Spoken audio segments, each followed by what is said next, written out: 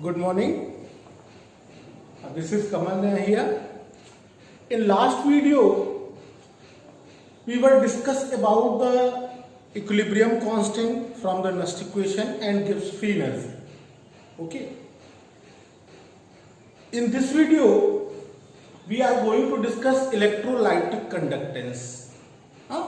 Before discussing electrolytic conductance, we first discuss what are the electrolytes.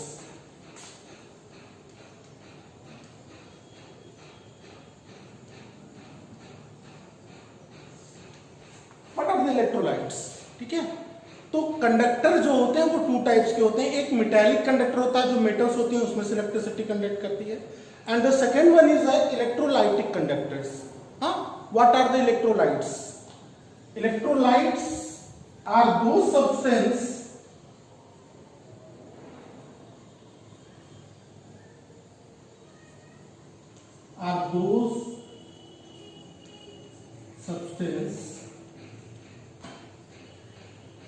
which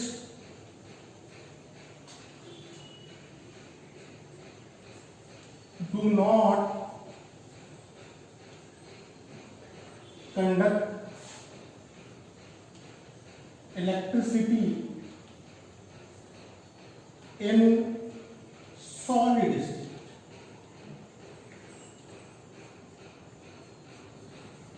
But become a good conductor in molten और aqueous state.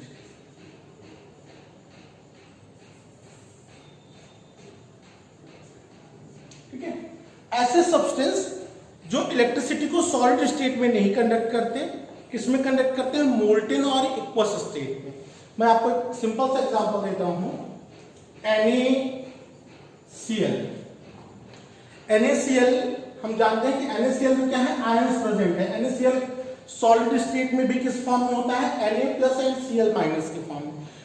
ठीक, अगर मैं इसमें से electricity pass कराना चाहूं, कंडक्ट कराना चाहता हूं, तो इलेक्ट्रिसिटी कंडक्ट नहीं होगी. क्यों?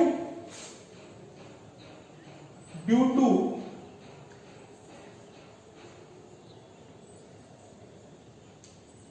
High electrostatic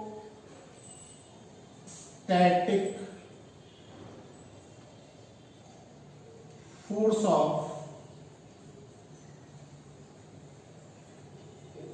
of attraction. ठीक है, इतना ज्यादा इनके बीच में इलेक्ट्रोस्टैटिक फोर्स ऑफ अट्रैक्शन है, इतना टाइटली एक दूसरे को होल्ड करके रखे हैं, इलेक्ट्रिसिटी कंडक्ट नहीं होती.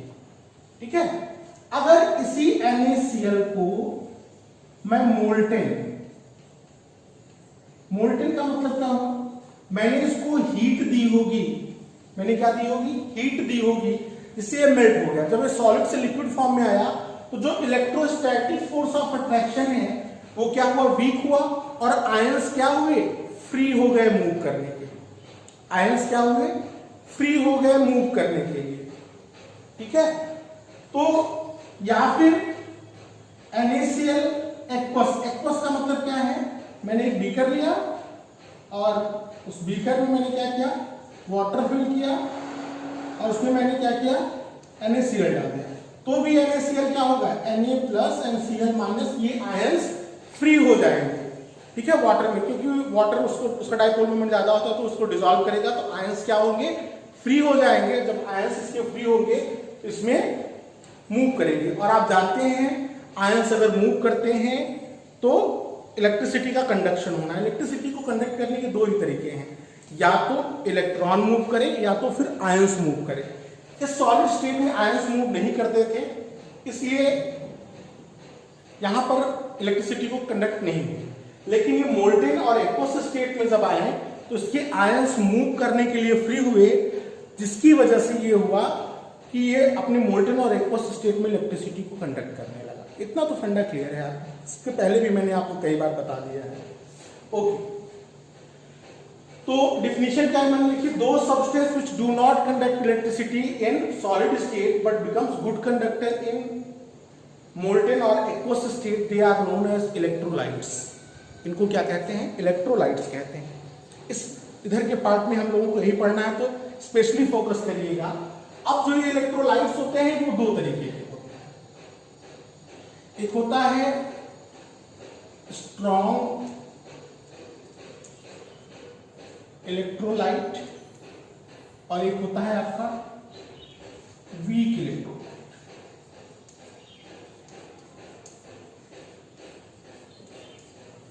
स्ट्रॉन्ग इलेक्ट्रोलाइट क्या होते हैं,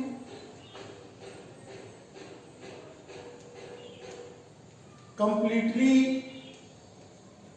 डिसोसिएट्स, मतलब जो कंप्लीटली डिसोसिएट हो जाए या आयनाइज हो जाए उसको स्ट्रॉन्ग इलेक्ट्रोलाइट कहते हैं, ये जानते हैं।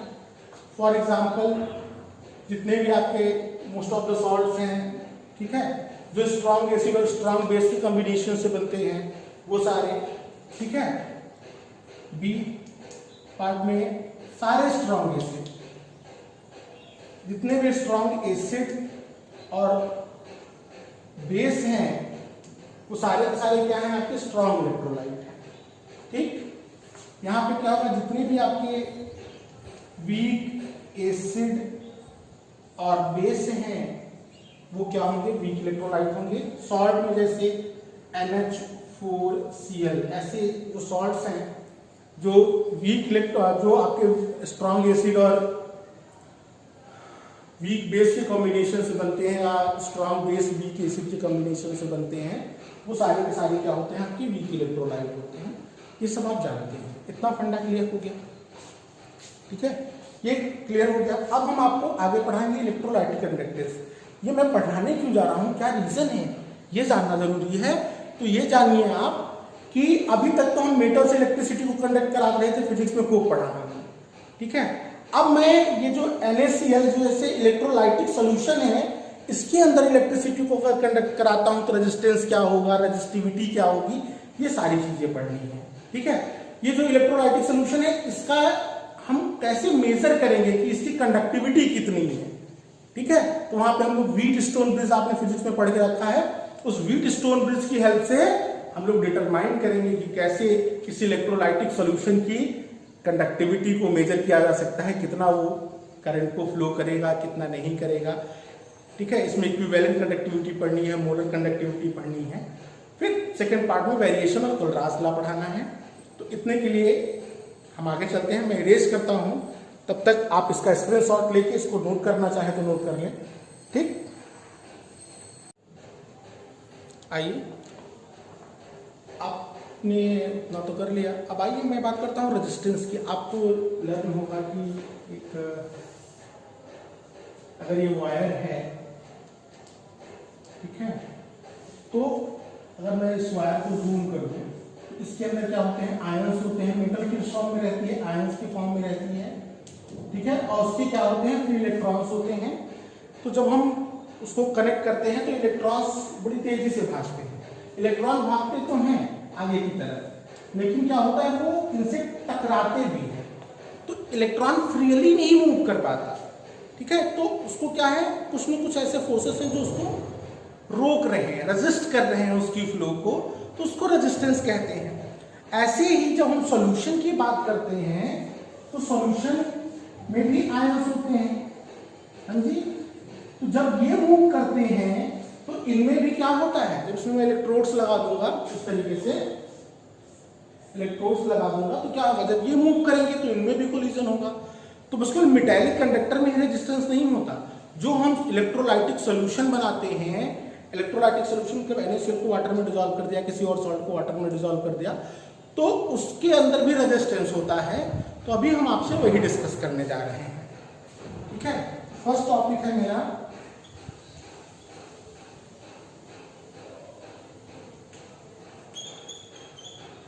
रेजिस्टेंस। किससे डिनोट करते हैं, R से डिनोट करते हैं।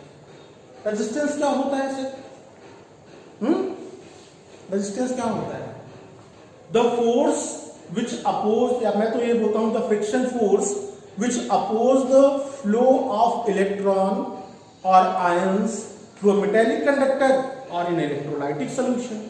ठीक है, तो उसको हम लोग क्या बोलते हैं, रेजिस्टेंस बोलते हैं। ठीक है, अब रेजिस्टेंस क्या होता है, रेजिस्टेंस की डेफिनेशन तो हो गई।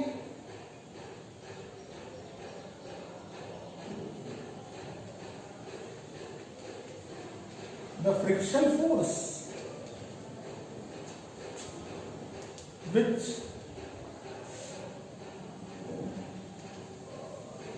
hindered the flow of electron or ions, electron और आयंस का जो फ्लो हिंडर्ड करता है, रजिस्ट करता है, उसको हम लोग क्या बोलते हैं, रेजिस्टेंस बोलते हैं। आर से डिनोट होता है। इसकी यूनिट क्या होती है, यूनिट क्या होती है, जनरली हम लोग बोलते हैं ओम। क्या बोलते हैं, ओम। ओम इस तरीके से रिप्रेजेंट किया जाता है, ये आपको पता ही है। ओके, आपने ये भी पढ़ा होगा कि resistance is directly proportional to length of the wire and inversely proportional to the cross section area of the wire. पढ़ा हुआ है कि नहीं। ठीक, लेंथ और ये कितना थिकनेस है, लेंथ जितनी ज्यादा होगा, जितना दूर इलेक्ट्रॉन को दौड़ के जाना होगा उतनी उसकी क्या होगी, उतना कोलिजन होगा, और उतना कोलिजन होगा तो उतना ज्यादा रेजिस्टेंस होगा। ठीक है, बहुत भीड़ भाड़ इलाके में आपको 1 किलोमीटर दौड़ना पड़ जाए तो आप कितने लोगों से टकराएंगे, तो ये लेंथ ऑफ द वायर होगी। तो जितना इलेक्ट्रॉन जितना दूर तक जाएगा उतना एटम के जो आयंस है उनसे उनके साथ कोलिजन होगा। तो लेंथ, क्रॉस सेक्शन एरिया। ठीक है, आपको एक पतले से रास्ते पे दौड़ाएं या एक बहुत चौड़ा रास्ता हो, वहां पे अगर आपको दौड़ना हो तो क्या होगा, चौड़ा रहेगा तो आप इजीली दौड़ पाएंगे। तो जितना cross section area of the wire, जो उसका डायमीटर होता है, उससे हम क्रॉस सेक्शन एरिया निकालते हैं। ठीक है, वो जितना ज्यादा होगा रेजिस्टेंस उतना कम होगा, लेंथ जितना ज्यादा होगा रेजिस्टेंस उतना ज्यादा होगा। टेम्परेचर जानते हैं, अगर मेटालिक कंडक्टर में टेम्परेचर इंक्रीज करते हैं तो क्या होता है, रेजिस्टेंस इंक्रीज करता है। ये सारी चीजें आप क्लास 10th में पढ़ के आए हैं। ठीक, तो मैं इसको क्या लिख सकता हूं, R equal to rho L by A. यहां पे रो क्या है, rho is a proportionality constant and called resistivity. क्या बोलते हैं, रेजिस्टिविटी। ठीक है, तो रो इक्वल टू मैं क्या लिख सकता हूं, rho equal to R into A by L लिख सकता हूं क्या। देखिए, इसको यहां मल्टीप्लाई कर दिया, एल अपॉन में आ गया, ये रेजिस्टिविटी हो गई। रेजिस्टिविटी कैसे डिफाइन करेंगे आंसर, रेजिस्टिविटी कैसे डिफाइन करेंगे बताइए। व्हेन मैं रेजिस्टिविटी डिफाइन कर रहा हूं, when the cross section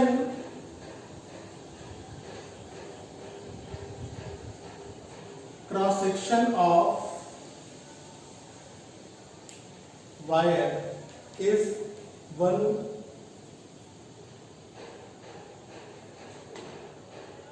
centimeter square and length of wire is 1 meter square, length of wire is 1 meter, then resistivity becomes equal to the resistance। यहाँ पे 1 1 आ जाएगा। ठीक है, तो इसको हम लोग क्या बोलते हैं, रेजिस्टिविटी बोलते हैं। ये रेजिस्टिविटी की डिफिनेशन है। हमें ये नहीं पढ़ना है, हमें 2 टॉपिक पढ़ना है। एक पढ़ना है कंडक्टेंस और दूसरा पढ़ना है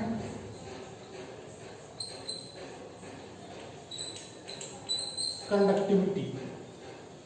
ठीक है, कंडक्टेंस एंड कंडक्टिविटी। कंडक्टेंस क्या होता है, रेसिप्रोकल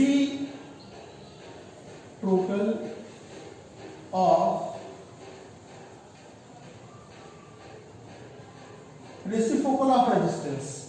रेजिस्टेंस का रेसिप्रोकल, इस कंडक्टेंस को किससे डिनोट करते हैं, जी से, 1/r। ठीक है, G इक्वल्स टू 1/r, ये आपका कंडक्टेंस हो गया। ये क्या हो गया, रेजिस्टेंस का रेसिप्रोकल होता है। ओके, तो जी की यूनिट क्या हो जाएगी, ये लर्न करना है आपको।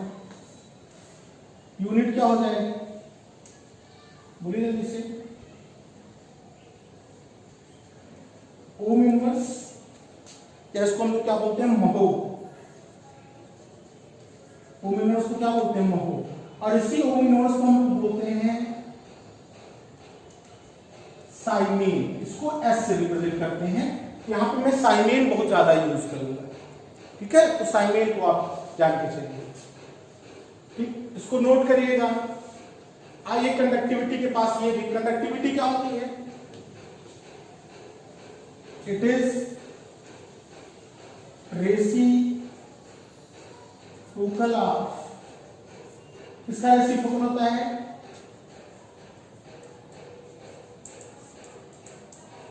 रेजिस्टिविटी। किसका, रेजिस्टिविटी।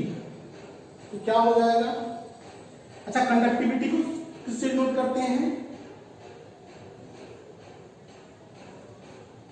इससे, कप्पा। ये क्या है, कप्पा, कप्पा से डिनोट करते हैं। तो कप्पा इक्वल्स टू क्या हो जाएगा, 1/2। एक फार्मूला ये हो गया, ये एक लर्न करना है। रो की वैल्यू क्या रख सकते हैं हम, RA/L। तो यहां पे क्या हो जाएगा, 1/R इंटू इक्वल्स टू में 1/R, यहां पे क्या हो जाएगा, L/A। एक फार्मूला ये याद रखिएगा। इस 1/R को क्या लिख सकते हैं, तो कप्पा इक्वल्स टू में क्या लिख सकता हूं, kappa equals to G। 1/R को क्या लिख सकते हैं, G इंटू L/A। एक फार्मूला ये याद रखिएगा, ठीक। एक फार्मूला मैं आपको और बता दे रहा हूं,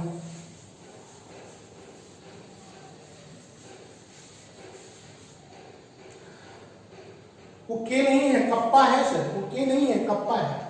कप्पा इक्वल्स टू, इसको क्या लिख सकते हैं, जी। इसको क्या, L/A को क्या लिखते हैं, सेल कांस्टेंट, ठीक है। एक फार्मूला ये और याद करके रखिएगा। ये मैंने किसके, कहां से लाया, इसको नोट कर लीजिए। Cell constant equals to L/A। L क्या है,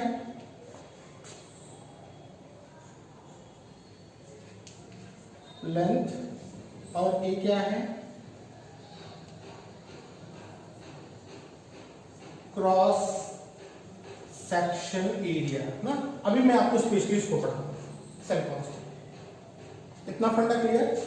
तो रेजिस्टेंस, रेजिस्टिविटी, ठीक है। Reciprocal of the resistance is known as conductance, ठीक है। और reciprocal of the resistivity is known as conductivity. Conductivity को कप्पा से और कंडक्टेंस को जी से डिनोट करते हैं। मैंने इतने फॉर्मूले बनाए हैं, ये सारे न्यूमेरिकल करने में काम आएंगे, ठीक है। इतना आप कर लीजिए, फिर इसको नोट करिए आप लोग।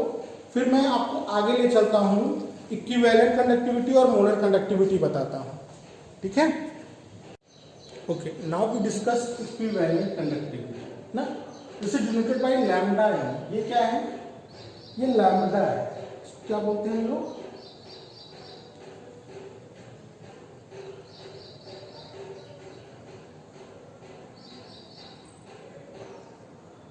इसको क्या बोलते हैं, लैम्डा, ठीक है। ये जो आपको एक वी, उल्टा वी दिख रहा है, उसको लैम्डा बोलते हैं। लैम्डा इक्यू का मतलब इक्विवेलेंट कंडक्टिविटी, ठीक है।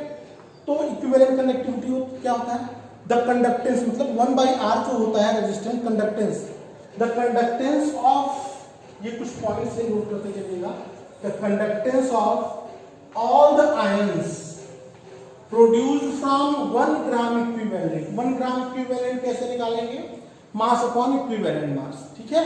कैसे निकालेंगे, मास अपॉन इक्विवेलेंट मास, ठीक है। तो the conductance of all the ions produced from 1 gram equivalent of the electrolyte dissolve in V centimetre. उसका वॉल्यूम कितना मानते हैं, 20 centimetre cube of the solution when distance between the electrode, जो दो plates लगी हैं उनके बीच बिल्कुल कुछ इस तरीके से,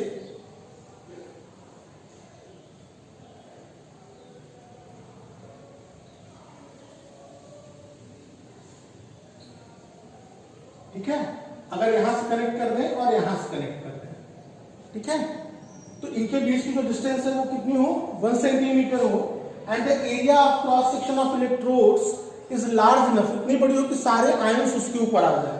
देखिए ये लिखा हुआ है 1 centimetre and area of the electrodes is so large that whole the solution contained between them, ठीक है, पूरा का पूरा सॉल्यूशन उनके बीच में रखा जा सके। तो वहां पे जो उनका कंडक्टेंस होता है उसको हम क्या बोलते हैं, इक्विवेलेंट कंडक्टिविटी बोलते हैं।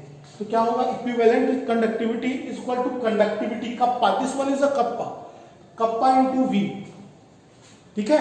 इसका मतलब यह है कि वॉल्यूम जितना ज्यादा होगा, ठीक है, इक्विवेलेंट कंडक्टिविटी उतनी ज्यादा होगी। अब मैंने एक फार्मूला और लिख दिया है, lambda is equal to kappa into 1000 upon normality. अब आप कहेंगे सर ये फार्मूला आप ले कहां से आए, तो सर ने फार्मूला इस तरीके से लाया कि नॉर्मेलिटी इक्वल्स टू क्या होता था, W B into 1000 upon M B into V. W by M ये कितना हो गया 1, अगर इसको मैं 1 मान लूं तो v इक्वल्स टू क्या हो जाएगा, क्यों 1 ग्राम इक्विवेलेंट कहा गया है, तो यही मास अपॉन मोलर मास, उसका sorry mass upon equivalent mass जब डिवाइड करें तो वो क्या हो, मतलब उसके इक्विवेलेंट के मास बराबर उसका लेते हैं, तो ये कितना हो जाएगा 1, ये वाला टर्म जब 1 हो गया तो v इक्वल्स टू क्या हो जाएगा 1000 अपॉन n। मैंने v की यही वैल्यू वहां पे पुट कर दी है, ठीक। ये फार्मूला आपको लर्न करके रखना है, इंपॉर्टेंट है, ठीक। अब मैंने दूसरा जो टॉपिक यहाँ पे मेंशन करके रखा है, मैंने जो दूसरा टॉपिक यहाँ पे मेंशन करके रखा है, आइए उसको देखते हैं। मैंने यहाँ पे लिखा हुआ है मोलर कंडक्टिविटी, क्या लिखा हुआ है, मोलर कंडक्टिविटी लैम्डा एम। आइए मोलर कंडक्टिविटी लैम्डा एम कैसे करेंगे, कुछ नहीं करना है, the conductance of all the ions produce from, यहां पे 1 ग्राम इक्विवेलेंट है, यहां पे क्या हो जाएगा 1 मोल, सेम डिफिनिशन, उसको यही चेंज करना है, 1 mole of the electrolyte dissolve in 20 centimetre cube of the solution when distance between the electrodes is 1 centimetre. ये सारा सब कुछ वैसा फार्मूला, इसका क्या बनेगा, sorry lambda M is equals to, lambda M equals to kappa, kappa को थोड़ा सा ऐसे लिख दीजिए, कप्पा इंटू वी, या फिर एक फार्मूला तो ये हो गया, ठीक है, इसका वेरिएशन में भी यूज पढ़ाएंगे हम। दूसरा क्या होगा, कप्पा इंटू 1000 अपॉन मोलैरिटी, ठीक। ये दो डिफिनेशन, इसका स्क्रीनशॉट ले लीजिए, फिर आगे बढ़े, आप इसको नोट कर लीजिएगा।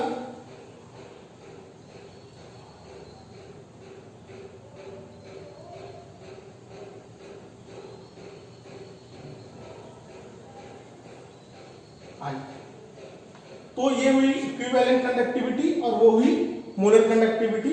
एक और वर्ड आता है,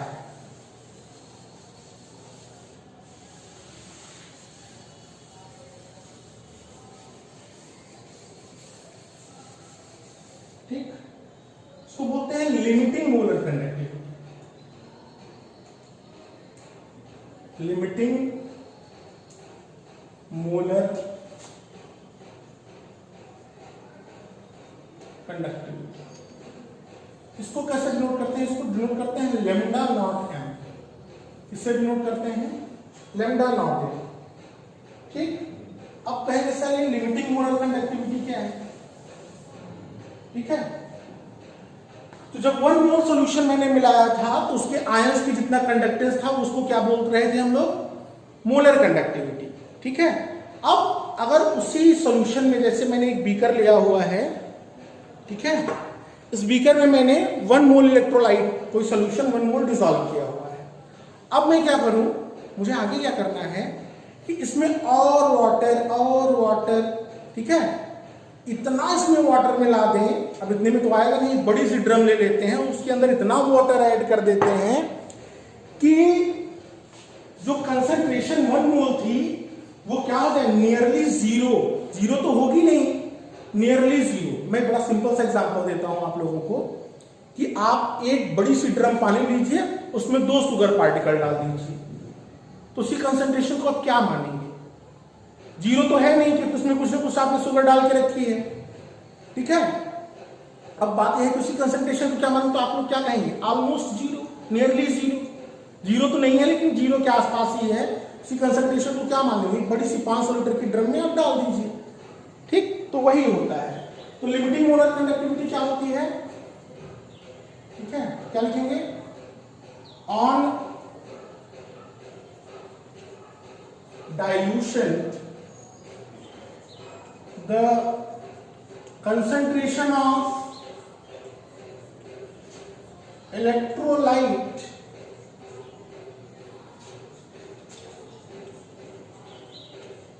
approaches zero, that is concentration tends to zero, then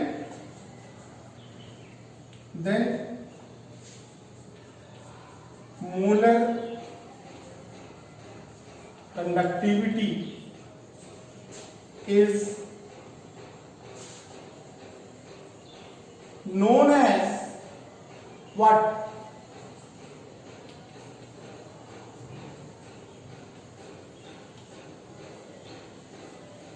Limiting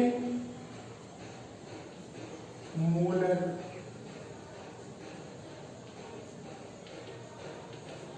या फिर the conductance of all the ions when concentration of the electrolyte becomes zero is known as limiting molar conductivity and it is denoted by lambda m. ठीक, इतना फंडा हो गया आपका है। In this video we are going to discuss the numericals of conductance, conductivity, molar conductivity and cell constant, ठीक है। इनके ऊपर हम लोग न्यूमेरिकल डिस्कस करने जा रहे हैं, तो मैं 4-5 न्यूमेरिकल्स आपसे डिस्कस करूँगा। तो न्यूमेरिकल डिस्कस करने से पहले आप भी जान लीजिए कुछ फॉर्मूले में ले लीजिए कि कंडक्टेंस क्या होता है, 1/r होता है, इसकी यूनिट क्या होती है, ओम इनवर्स और एस फॉर साइन, ठीक है, मैंने लास्ट लेक्चर में आपको बता दिया है। This one is a kappa. Kappa means conductivity. Conductivity क्या होता है, रेसिस्टिविटी का रेसिप्रोकल होता है, और इसकी यूनिट क्या होती है, siemens metre inverse, SI unit है, नॉर्मली साइन सेंटीमीटर, ठीक है। 1/, रेसिस्टिविटी को हम लोग क्या लिख सकते हैं, अब जानते हैं R = रो L/E होता था, तो वहां से उसको R की वैल्यू पुट करें तो 1/R L/E हो जाता है, 1/R, ठीक है। L/E को क्या लिखते हैं, सेल कांस्टेंट लिखते हैं।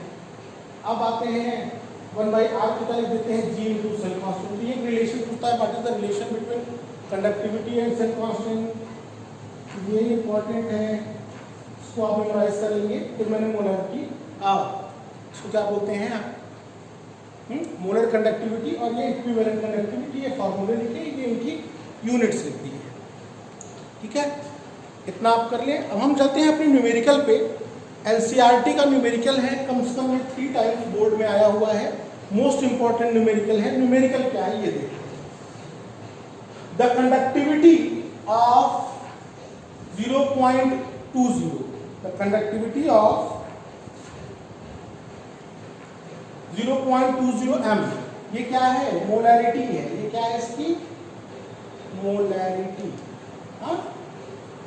Solution of KCl at 298 Kelvin is 0.0248 siemens centimetre inverse. ये इसकी क्या है, कंडक्टिविटी। लोग क्या करते हैं, इसको कंडक्टिविटी समझ लेते हैं और यही न्यूमेरिकल आपका रॉन्ग हो जाता है, तो केयरफुल रहिए। क्या कहा था, कंडक्टिविटी ऑफ 0.1, एक सोल्यूशन है जिसकी मोलैरिटी 0.20 m है, मतलब इसकी मोलैरिटी है, ठीक है, और उसकी कंडक्टिविटी, सोल्यूशन की कंडक्टिविटी कितना है, 0.0248। मैं आपको एक ट्रिक बता देता हूँ, आप भूलेंगे नहीं। ट्रिक ये है, जहां m दिया है ये कंसंट्रेशन हो जाएगा, और जहां पर साइमेंस सेंटीमीटर इनवर्स दिया जाएगा वो कंडक्टिविटी हो जाएगी, क्योंकि यूनिट से पकड़ लीजिए आप। Calculate the molar conductivity. अब मुझे मोलर कंडक्टिविटी निकालनी है, मैं कौन सा फॉर्मूला यूज करूं, मोलर कंडक्टिविटी और कंडक्टिविटी में रिलेशन है, ओके। आइए सॉल्व करते हैं। तो molar conductivity is kappa into 1000 upon molarity. कुछ बुक्स में यहाँ पे कंसंट्रेशन लिखा हुआ है, हम मोलैरिटी से लेके चलेंगे। तो मुझे लैम्डा क्या चाहिए, मुझे मोलर कंडक्टिविटी चाहिए थी। कप्पा की वैल्यू कितनी है 0.0248 इंटू 1000 अपॉन 0.20। ठीक है, 1000 से मल्टीप्लाई करेंगे तो 1 2 3 प्लेस डेसिमल इधर गया, एक इधर शिफ्ट करेंगे, एक इधर शिफ्ट कर देंगे, तो क्या हो जाएगा 248/2 होएगा। डिवाइड कर दीजिए 1 2 4। ठीक, यूनिट क्या हो जाएगी siemens centimetre square mole units, siemens centimetre square mole units. ये आपका आंसर आ गया मोलर कंडक्टिविटी के ऊपर। ठीक, सेकंड न्यूमेरिकल हम चलेंगे इसके ऊपर, इसको आप नोट कर लें, फिर मैं सेकंड न्यूमेरिकल करता हूं। सेकंड न्यूमेरिकल आपका काफी इंपॉर्टेंट है, एनसीईआरटी एक्सरसाइज का 3.9 क्वेश्चन है और 2013 2016 ये 2 ईयर तो मुझे मिला नहीं थे, मैंने आपको बता दिया कि कई बार रिपीटेड क्वेश्चन है। ठीक है, तो बोर्ड में भी इसके आने के चांसेस हैं क्योंकि इस टॉपिक से न्यूमेरिकल नहीं हुए हैं, तो इस बार आपके बोर्ड में ये स्पेशली आएगा। क्वेश्चन क्या है, द रेजिस्टेंस, मैं थोड़ा साइड हो जाता हूं, the resistance of a conductivity cell is 10 conductivity cell containing 10 to the power minus 3m KCl solution at 25 degree Celsius is 1500। Okay, तो रेजिस्टेंस कितना है आपका, ये हो गया रेजिस्टेंस। ठीक है, मैंने कैसे पहचाना, ओम लिखा है, यहाँ पे m लिखा है, ये क्या हो गई कंसंट्रेशन हो गई। Okay, what is the cell constant, मुझे इस बार सेल कांस्टेंट निकालना है। क्या निकालना है, सेल कांस्टेंट निकालना। Okay, cell constant if the conductivity of 10 to the, ये कंसंट्रेशन है, दोनों सेम है। If the conductivity of solution at 25 degree Celsius is 1.5 into 10 to the power minus 1.5 into 10 to the power minus। ठीक है, ये conductivity हो गई, that means this one is a kappa, this one is a R and this one is the concentration, that means molarity. कैसे आप पहचानेंगे, मुझे cell constant निकालना है।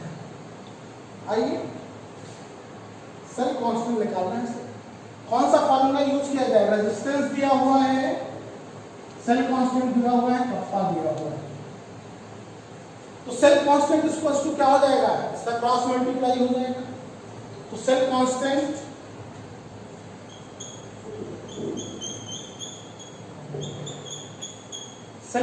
इक्वल्स टू क्या होएगा sir, conductivity into resistance, kappa की value 1.5 into 10 to the power minus 4 और रेजिस्टेंस कितना है 15।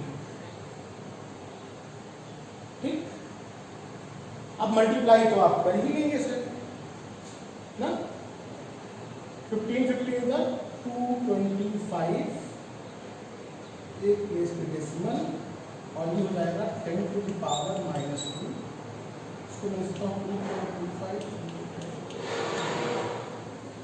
ठीक है, यूनिट सेंटीमीटर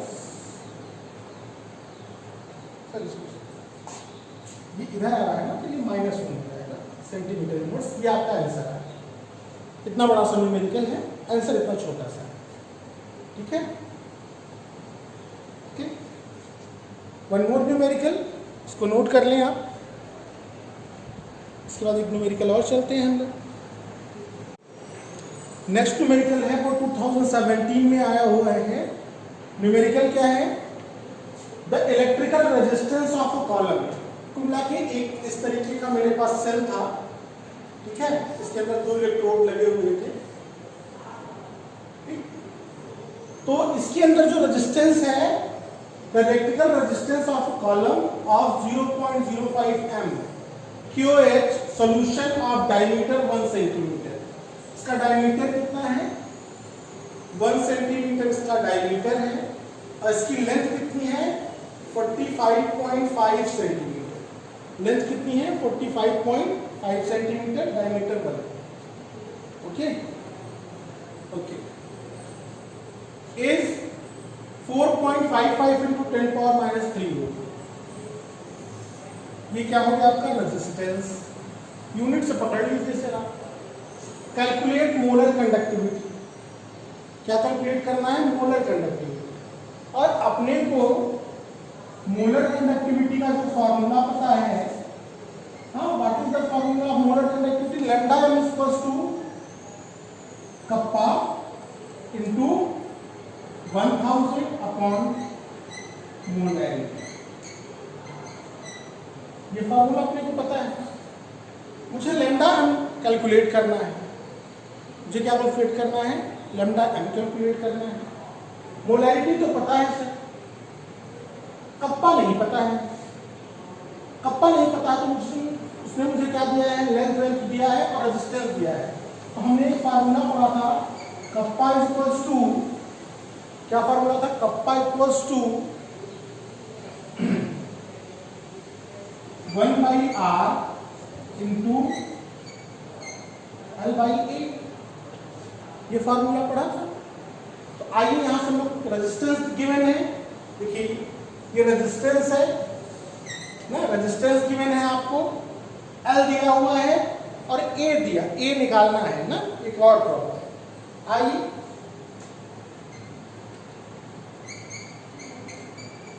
डायमीटर कितना है? 1 सेंटीमीटर।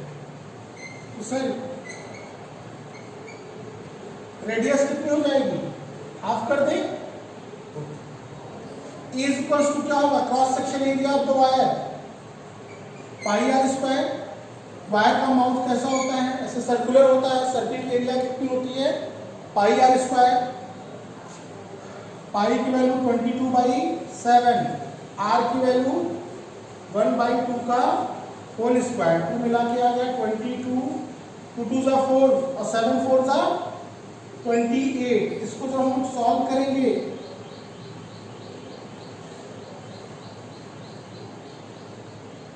ये आएगा 0.785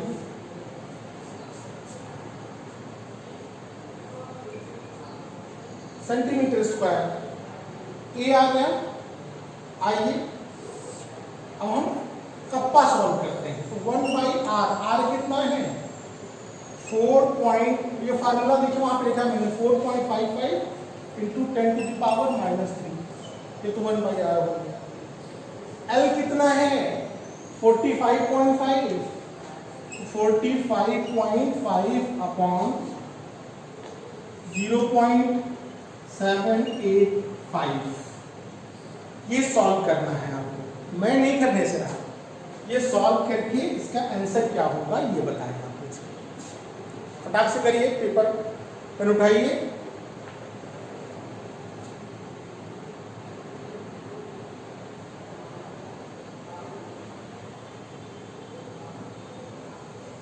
इसका आंसर आएगा 254.77। यूनिट क्या होगी? साइमेन सेंटीमीटर स्क्वायर मोल। ठीक, तो न्यूमेरिकल के कॉन्सेप्ट को आपको समझना है। क्या समझना है? न्यूमेरिकल्स के कॉन्सेप्ट। ठीक है, चलिए ये न्यूमेरिकल हो गया। मैं आपको कुछ न्यूमेरिकल्स करने के लिए दूंगा। नोट कर लिया आपने? आपको मैं कुछ न्यूमेरिकल्स करने के लिए दूंगा। आज की वीडियो में इतना ही। ठीक है, इससे रिलेटेड न्यूमेरिकल्स आप मुझे भेज सकते हैं। चलिए, okay, thank you for today.